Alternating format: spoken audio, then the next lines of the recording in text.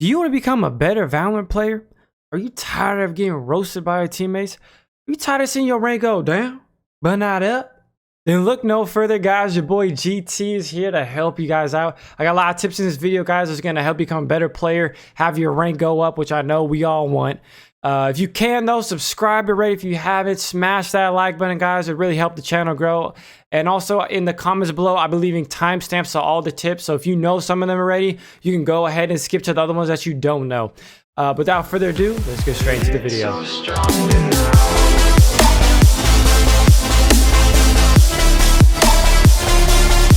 Alright guys, so the first tip I want to give is going to be playing around your teammates and peeking off their contact. Now, what I mean by that is, if you're holding, say for example, this angle here, your teammate is up in window here, and you hear your teammate shooting someone mid, let's say this area here. So the enemy is, let's just, for example, right here mid, shooting your teammate here, right? If you hear both of them shooting each other, and you're here playing this angle here, and you don't peek when you hear them shooting each other, you're baiting your teammate to die. Now, of course, your teammate might hit the shots and win that fight. But if you peek while they're shooting and then shoot, the enemy is not going to be looking at you. He's going to be looking at your teammate and shooting them window here, which means their full focus in shooting is going to be here, not where you are here. So that gives you plenty of time to peek and shoot them. You want to be doing that. You don't want to wait here. You hear your teammate shooting. Your teammate is just whiffing his shots and dies. You're here, and then you wait, and then you peek after teammate dies. By that time, the enemy is like, he's already killed your teammate. He has plenty of time to look around. He sees you, boom, he can shoot you now. When he's already shooting somebody, most of the time, if you're shooting, guys, and say I'm shooting here, somebody pops up here, you're not going to be like, oh, and shoot like that, even though the person here is not dead yet. Most people don't do that. They're going to wait till they kill the person here. So you want to play around your teammates, guys. Play off their contact. Do not bait your teammates. All right, guys. So the next tip, you've probably heard it before. It's probably going to sound repetitive, but it's like that for a reason because it's very important. That's going to be crosshair placement. So now there's plenty of games, guys, where I'll die and I'm watching my teammates and I'll see one of them. It doesn't happen that often in the Elon Min, but very rarely they'll run around like this. Their crosshair is going to be like this. Now, you never want to have your crosshair. First of all, your crosshair should never be touching the floor at any point, ever. Like, just never, ever. You always want to be head level, guys. Never be even, like, around here, peeking like this. Because, look, see someone's here? I'm shooting, like, their legs. You don't want to be doing that. You want to always be head level shooting their heads. Why? You kill them faster. That is pretty self-explanatory, guys. But always want to have the crosshair around head level. But besides that, there's also, you want to have your crosshair placement when you're navigating the map. So you don't want to be going like this. Say I'm trying to defuse here, walk around like this. If someone's here, you see how I was just walking like this? I have to flick now all the way over here. That's much more time than if I'm hugging the wall like this and I see him, I shoot like that. There's no movement, maybe a little micro adjustment to the head, but that's it. You're not flicking all the way over here compared to if you're just going like this and then have to flick over. So you definitely want to have your crosshair always hugging the wall when you're peeking like this, see? So you're pretty much scanning the whole room as your crosshair is hugging that wall. So as soon as you see somebody pop up, boom, you're shooting them with the head.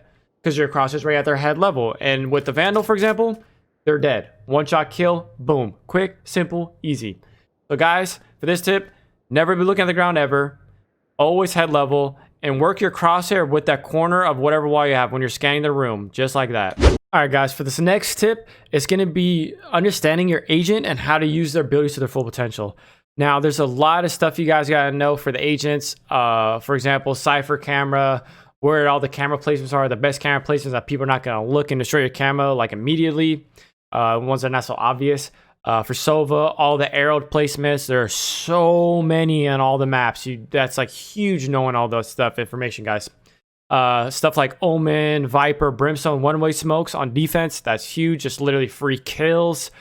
Knowing all that kind of stuff, guys. How to use your abilities in the right situations, when and where, when not to use the abilities. For example, Omen, a lot of people trying to play aggressive with his teleport, with his C ability.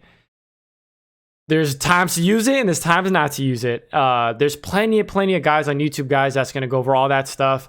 Definitely watch guides on agents that you want to play, that you have fun playing, and know the ins and outs and all of their abilities. All right, guys, so the next tip is going to be trigger discipline.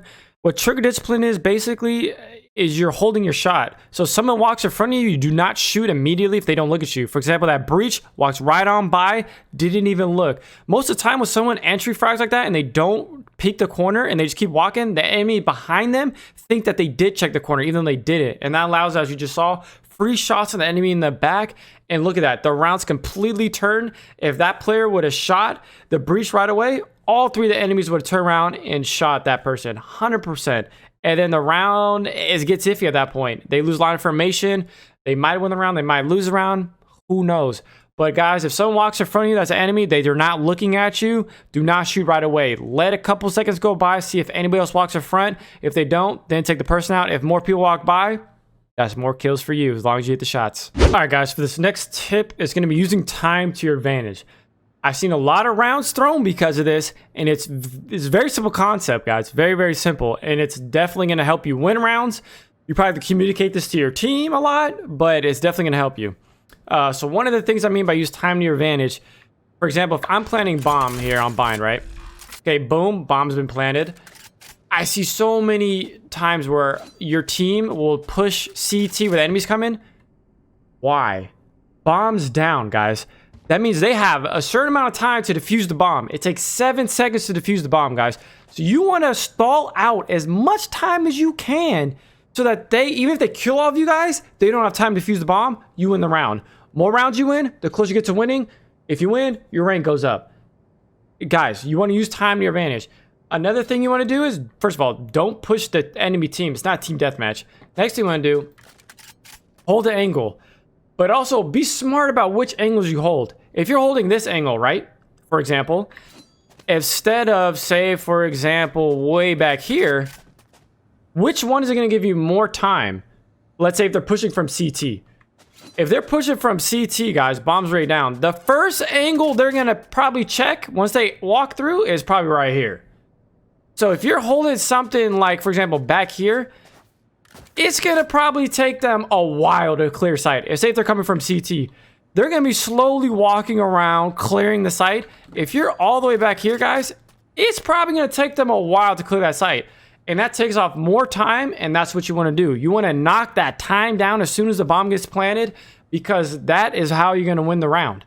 Now, of course, you can always kill the enemy, but you want to use time to your advantage. It's already there. Now, the next thing, guys, is if bombs are already down. Say someone's peeking here, you're holding that angle up there, boom, you kill them, bombs down here, right? So 1v1 situation, for example, you're here. Now, you know there's 10 seconds left in the round, right? If it's 10 seconds, let's say probably a little less, let's say like 7 seconds, right? There's probably no way a person's gonna grab bomb here, run all the way up and have time to plant it. So you don't want to hold this angle. You don't want to give the enemy the opportunity to kill you to win the round if you know they don't have time to plant the bomb. So instead, you want to run away. Get out. Go. You don't want to give the time to the enemy to kill you, guys. That's basically what it is. There's been a lot of rounds where the enemy or my teammate will push the enemy and try to kill them, and then they'll die, and we're all screaming like, why did you do that? Oh, you had to not shoot. And then you won the round. Just run away. You won the round. He didn't have time to plant the bomb. And they're like, oh, because they forget. So guys, that's definitely what you want to do in your games. If you know they have time to plant the bomb, if you're on defense, run. Free round every single time.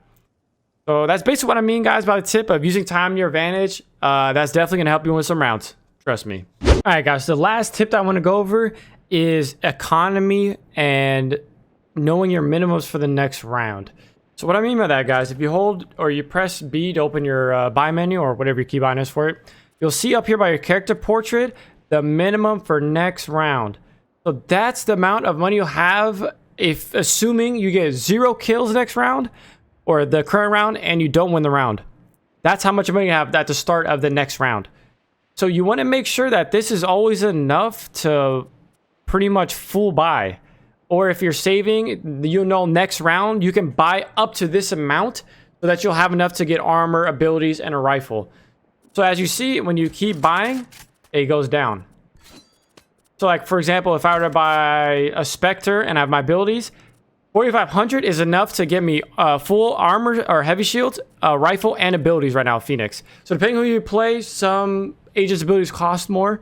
So it's going to be a little different, the minimums. But say, for example, my team is hard saving and they're literally buying nothing because they weren't ever really saving and they have no money. So they can only afford a classic pretty much. I can buy at least a Spectre, abilities, and heavy shields right now because I still have my minimum for next round is high enough to get everything I need, which is heavy shields, a rifle, and all my abilities. So definitely pay attention to the minimums, guys. Super important. And the last thing, guys, it should be self-explanatory, but it's not. It happens all the time. Do not fool buy every round. Don't buy stuff to the point where you have $0 like this. I see this all the time where people buy like this every single round, so they literally have $0. Don't do that. It's setting yourself up for failure. You're literally giving yourself a disadvantage by doing that. Some rounds you have to save, some rounds you can splurge. You have to understand that, and if you don't, let me know. I'll make a guide that goes over the whole economy part, when you should be saving, when you should be buying, all that kind of stuff. But yeah, guys, that's pretty much all the tips for this video. If this helped you, you find any of this helpful, please let me know in the comments below. I'd love to hear your feedback. Anyways, guys, hope you guys have a wonderful rest of your day. Peace.